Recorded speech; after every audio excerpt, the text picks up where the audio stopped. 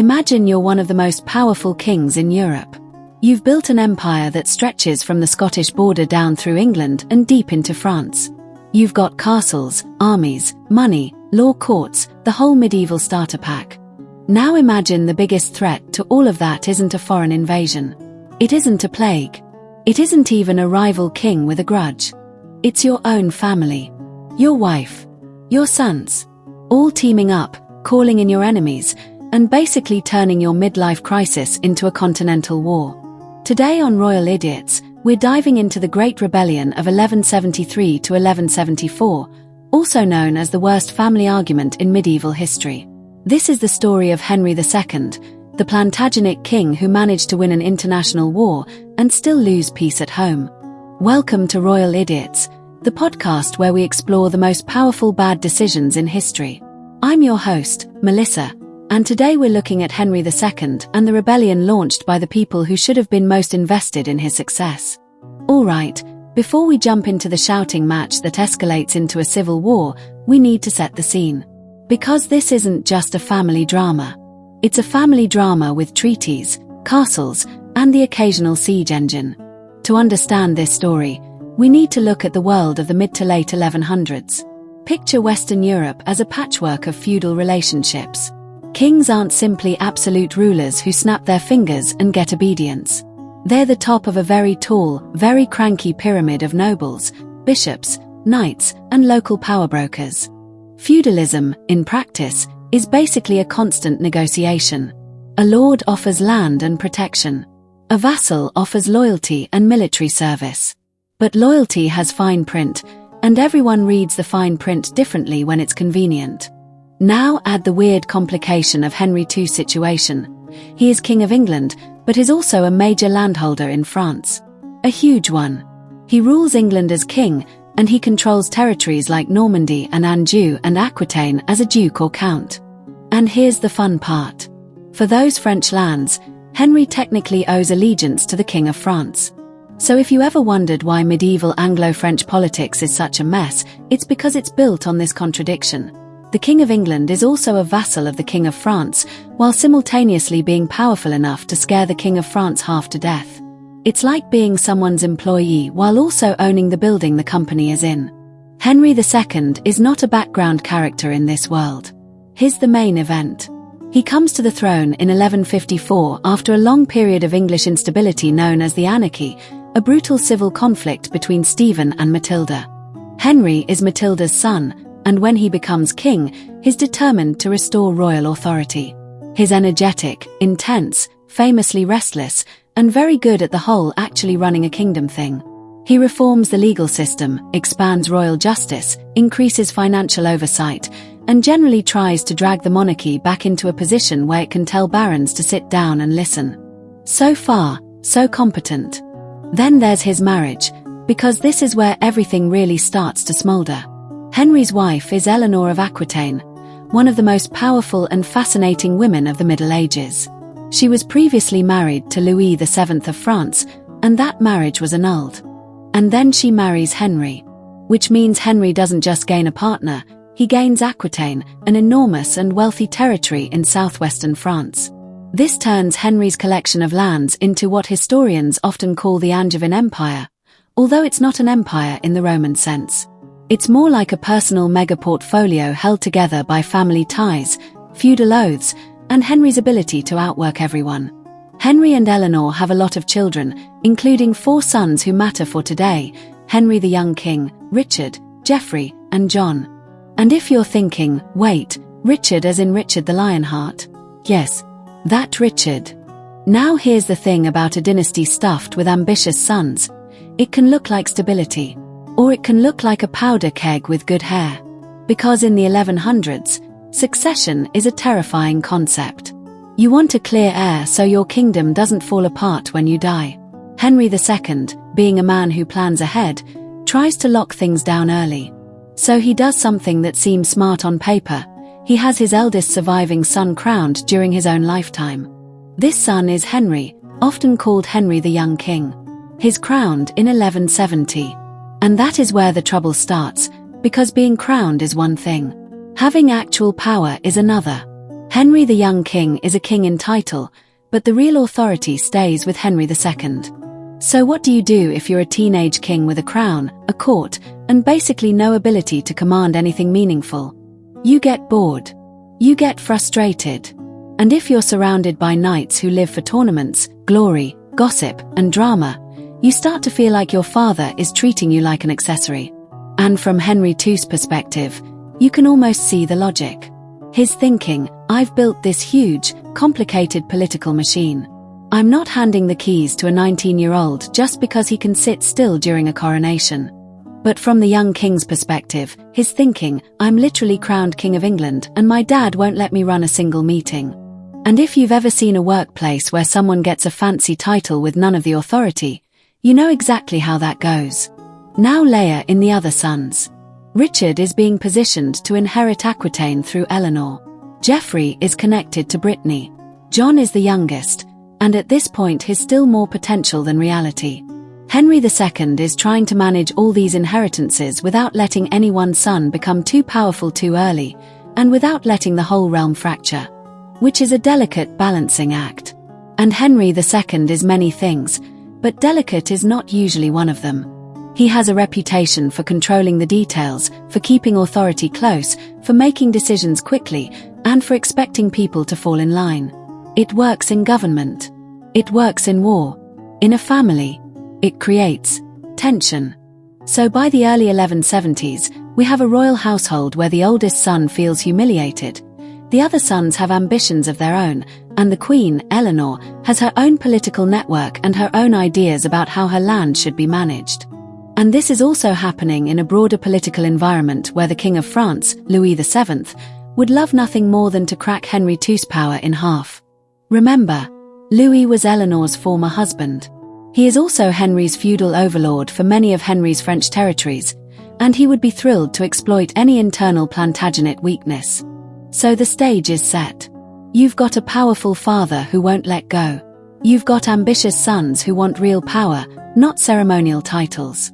You've got a queen who is not the kind of person who sits quietly in the background. And you've got foreign rulers watching all of this like it's a banquet table and Henry II's realm is the roast. Now we move into the rise to power part of the story, except Henry II is already in power. The rise, in this episode, is the rise of the rebellion itself. Because rebellions don't usually start with a formal announcement. They start with resentment. With conversations that get a little bolder. With allies sniffing around. With a young prince realizing he can get more attention in opposition than he ever gets in obedience. Henry the young king, over time, becomes the center of a growing coalition. And the key trait here is that he wants recognition and autonomy. He wants the substance to match the symbol. At some point, frustration turns into a plan. If dad won't share power voluntarily, we'll pressure him into it. And then the plan evolves into, if pressure doesn't work, we'll take it. So the young king begins aligning with his brothers, Richard and Geoffrey. This isn't a sweet moment of sibling unity. This is more like three rival managers deciding to team up temporarily to push out the CEO, with the full understanding they'll fight each other for the corner office afterward. Meanwhile, Eleanor is connected to Aquitaine, where local nobles have their own reasons to resist Henry II's centralizing style. If you're a powerful lord in Aquitaine and the English king is tightening his grip, supporting a rebellion led by his sons can suddenly sound like a very good investment. And then foreign powers get involved, because of course they do. Medieval politics loves nothing more than turning someone's personal crisis into everyone else's opportunity. Louis VII of France leans in. Various barons see a chance to regain autonomy. Scotland gets involved. Other surrounding powers start calculating how much territory they could nibble off if Henry II gets distracted. So what begins as a family dispute expands into something bigger, a coordinated, multi-front challenge to Henry II's authority. And here is where we arrive at the defining moment. The idiot moment. The decision that turns this from tense royal family into international disaster with matching uniforms. Henry the young king, along with Richard and Geoffrey, decides to rebel against their father. Let's say that again, because it's easy to breeze past how wild it is. The heirs to the throne launch a rebellion against the sitting king. Their sitting king. Their father. Imagine a civil war where every commander is related. Imagine planning sieges while also remembering birthdays. Plantagenet family dinners probably required armor. Now, there's a version of this story where you can sympathize with the sons. Henry II has kept power close, arguably too close. The young king is crowned but powerless. Richard and Geoffrey likely fear being boxed into roles without real autonomy.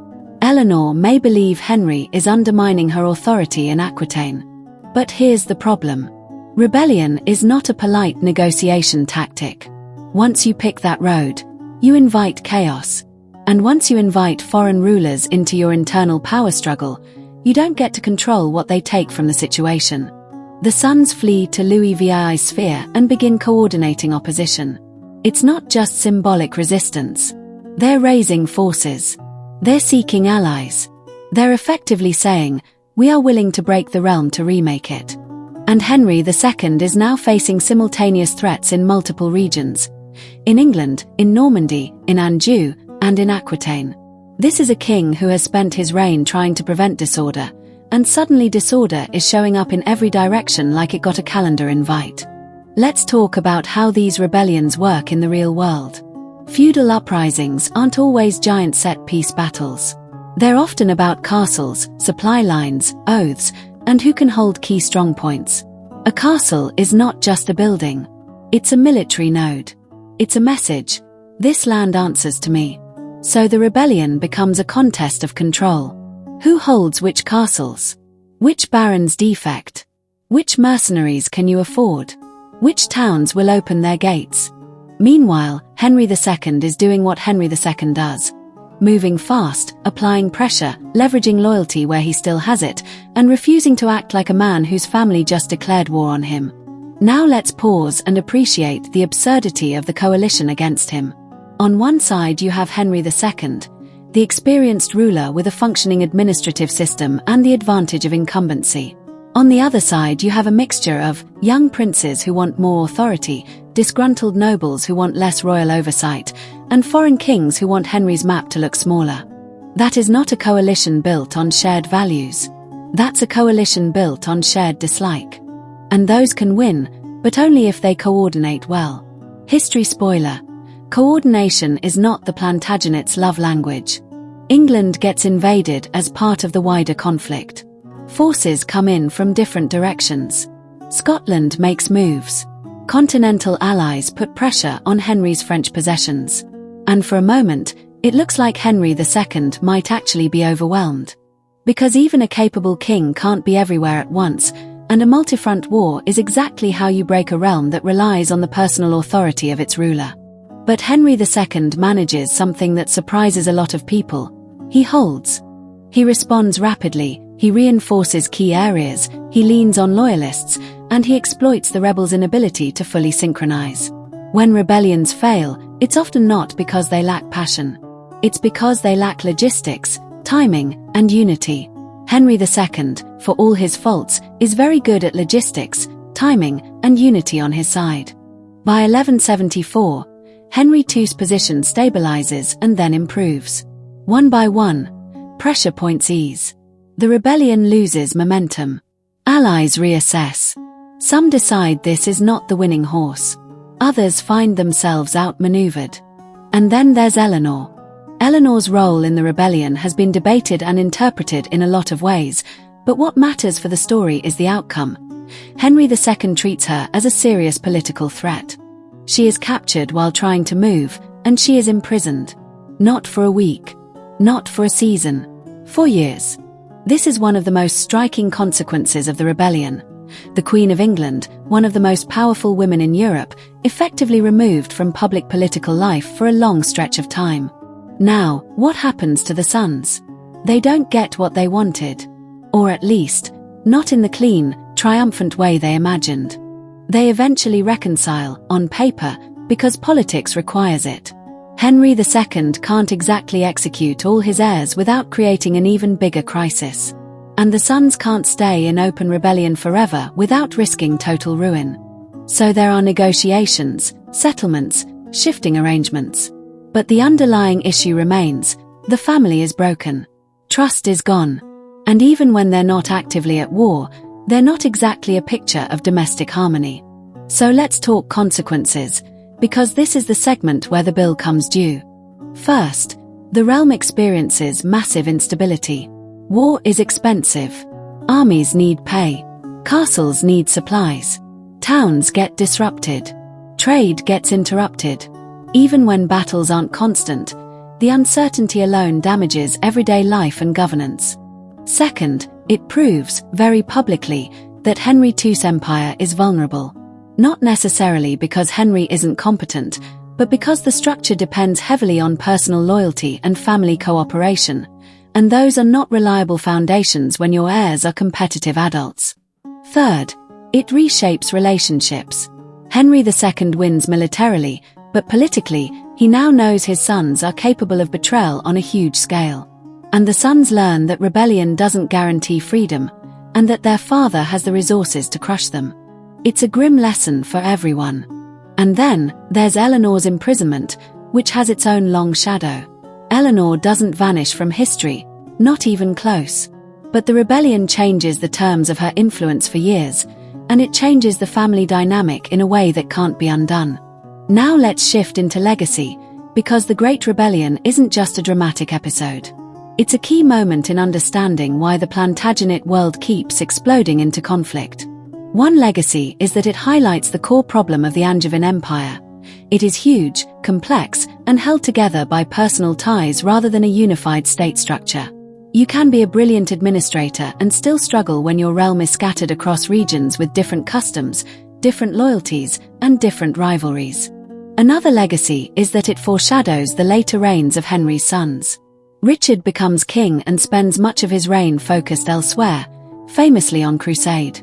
John's reign becomes a disaster in different ways, including losing territories in France and clashing with his barons. This rebellion is an early signal that the next generation will not be calm. The family tension is not a one-off tantrum. It's a structural feature of the dynasty at this point. It also teaches every noble in the region a useful, dangerous lesson. If you want leverage over a powerful king, you don't always have to defeat him on the battlefield.